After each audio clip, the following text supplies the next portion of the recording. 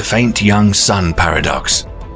According to the standard model of stellar evolution, 4 billion years ago, the Sun emitted about 30% less energy than it does today.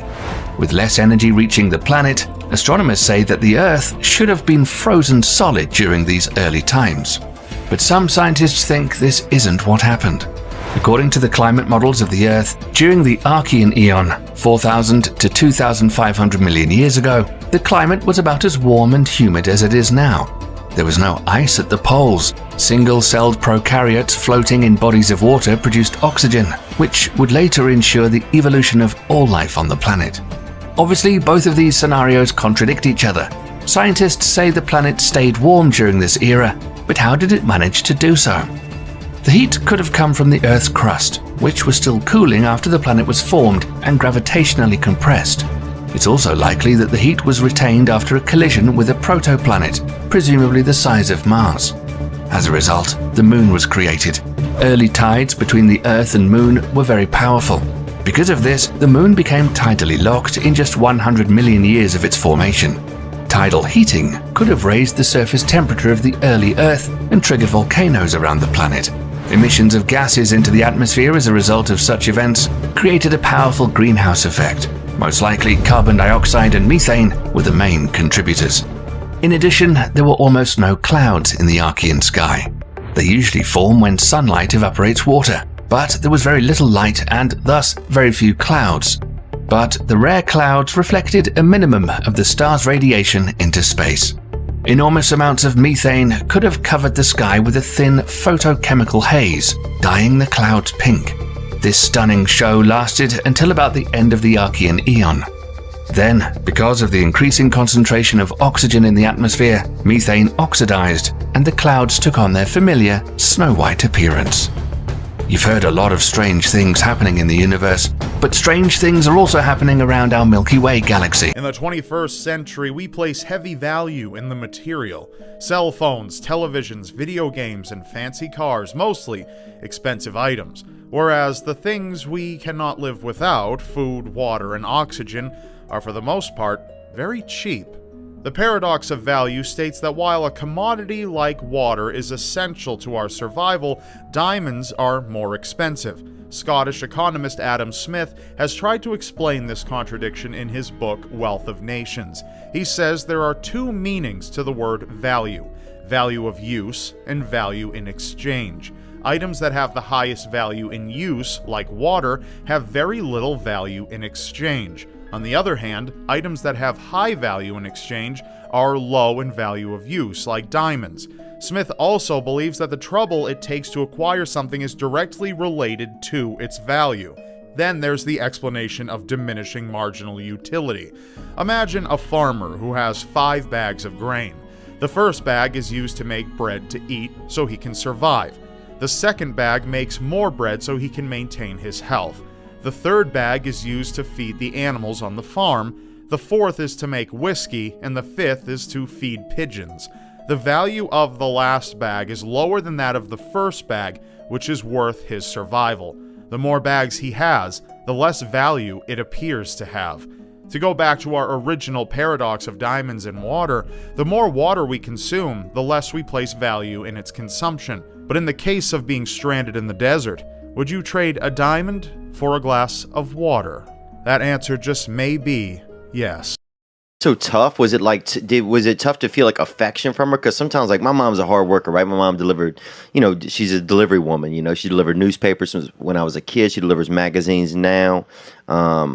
She's always had a fucking van, Now she's got her husband, he has Alzheimer's. She don't even know he's in the van. He's with her every day, just fucking bouncing around in the fucking passenger seat. She had to get a fucking second seatbelt installed for him because he fucking would kind of he's getting little. He would slip out of the fucking first one. Now she's got him just basically in a fucking straitjacket, just bouncing around. He has no clue where he is. Just delivering fucking news on wheels every day, So I think he's about 90, Your mom still does this? My mom still does it, dude. And here's the worst part, bro. She got a good deal on this van, right? My mom likes a good deal, and she got a good deal on this van. It has none of the side or back windows, bro. So Her fucking GPS is the Lord, bro. So she just fucking bouncing around. He's got him in the thing. One of the rows, it was somebody doing magic or pretending they were doing magic, but really they were just trying to touch just trying to get a little bit of touch. A little bit of David Coppenfields. You know what I'm saying? Oh, come back here. I'm going to pull a rabbit out this hat. But then you get back there and the only thing in that hat is, a little bit of regular cock. And you're like, oh, this ain't a rabbit. This ain't a rabbit, but I'm going to let that thing hop around on me. Probably saying this whole thing is very strange, but consider another observer's paradox called the double slit experiment. This is the most famous physics experiment of all time. Imagine a wall with 2 slits in it, and then throwing tennis balls at the wall. Some of them will bounce off the wall, but some of them will travel through the slits. If there is a wall behind the first one with slits, some of the tennis balls that made it through will hit it. Now, if you mark where the tennis balls hit the second wall, you should expect to see 2 strips of marks, roughly the same size as the slits. Sounds pretty straightforward. But in the double slit experiment, something awfully strange happens when you shine a light through the slits. Light isn't just a wave, it's also a particle called a photon. Now, if you shoot a single photon at the double slits, it forms an interference pattern on the back wall, as if it's interfering with itself. It's like the photon went through both slits at the same time. But this is where it gets stranger. Simply by looking at the double slit experiment, the behavior of the photons changes, as if the photons are alive and know you're watching them. We know this because if the experimenter tries to find out which slit the photon is going through, the interference pattern doesn't show up at all. The bottom line is that observing a photon can change events that have already happened. How is that possible? No one's figured it out yet. Maybe you might be the one to solve this puzzle. Countless debates for centuries about the existence of gods. Whether you believe in one or many gods, these divine beings usually have the gift of omnipotence, unlimited or very great power. The omnipotence paradox is a challenge to this concept. Putting aside the question of whether gods exist, assume there is one watching overhead. This being possesses unlimited power. Could they create a stone so heavy that even they could not lift it? If yes, their strength is limited. If not, then there is a limit to their power to create. Either answer challenges this being's omnipotence. One of the counter-arguments to this paradox is that an all-powerful being created everything, including laws of logic, so they must follow their own laws that define their existence by not creating the stone at all. We may never have an answer to the omnipotence paradox unless we discover the truth about the existence of a god. But some argue that human logic cannot be applied to a god's logic, and that a god's power is so limitless that he could make a paradox make sense, and that humans trying to decode a god's ability or intelligence is like a fly pondering human thought. It just doesn't seem to go that well for the fly. I was the first one that had to quit my job full time. So I kind of got like, I was like, guys, are we doing this? Because I got to give up on Giggle. Like I had to quit Giggle. Everybody else was able to work both jobs. Q was still a fireman.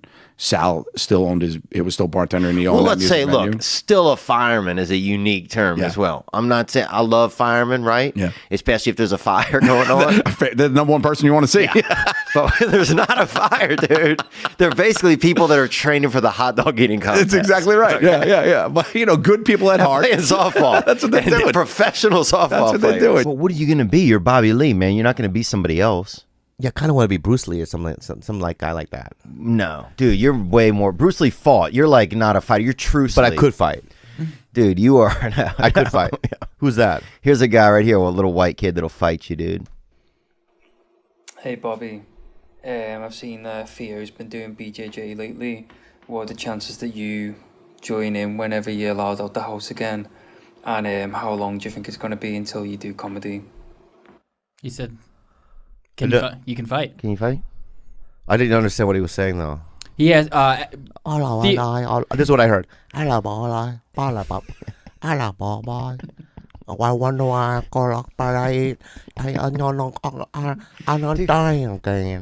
That's what I fucking heard. Dude, that's Charles Dickens, bro. Okay. I don't even know who that is. Is that the guy? I think I've heard of him. Great grandson. Yeah. That's Chuck Dick the I third. didn't understand what the